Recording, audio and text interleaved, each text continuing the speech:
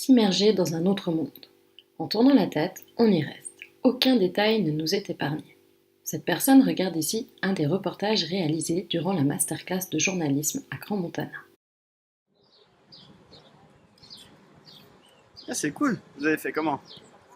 3 jours de cours avec plusieurs experts. Qu'ils proposent du contenu à 360 degrés obliques ou encore qu'ils soient la référence technique de GoPro, ils ont expliqué aux 12 journalistes présents comment réaliser une vidéo en réalité virtuelle. Pour cela, il faut se préparer. We brainstormed. Say something about the experience. Savoir ce que l'on va filmer, qui devra apparaître à l'image et où on va poser la caméra. So we've got 3 sensors, we've got sight, we've got touch, and we've got sound. Les 4 groupes se mettent vite d'accord, car la suite, c'est le tournage. Pour le groupe dirigé par Mélanie, le moment de détente sera court. Il s'attaque au VTT endurant.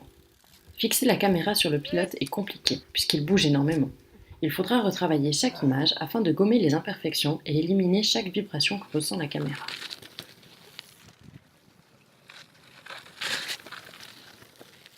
Il faut donc aller vite dans le tournage, observer le paysage, placer la caméra et fuir. Tout ça pour arriver à la post-production, le gros morceau. Le groupe de Rebecca s'est lui intéressé au forum de la réalité virtuelle. Ils ont placé leur caméra aux 4 coins du site. La grande difficulté était ici la lumière. Sans technicien, aucune chance d'y arriver pour ces novices de la GoPro. Il fallait chaque fois bien se répartir les rôles et expliquer aux intervenants ce que l'on attendait d'eux. Par exemple, ne pas passer trop près des caméras. Sinon, le travail de post-production aurait été infernal. Un dernier briefing avant de préparer l'intervenant pour l'interview.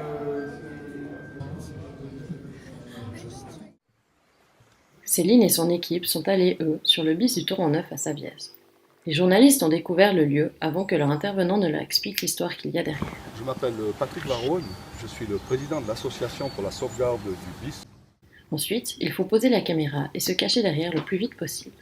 En coulisses, on croise les doigts pour que la séquence soit la bonne, puisque l'on ne peut pas vérifier les images en temps réel. Prise de son, balade au-dessus du vide avant de retourner au bercail pour la dernière étape. We have been making the stabilization, the color, the synchronization, and the stitching already has been done. Pour stabiliser l'image, assembler les 6 caméras et effacer le trépied de la vidéo, il faut bien maîtriser les logiciels très techniques.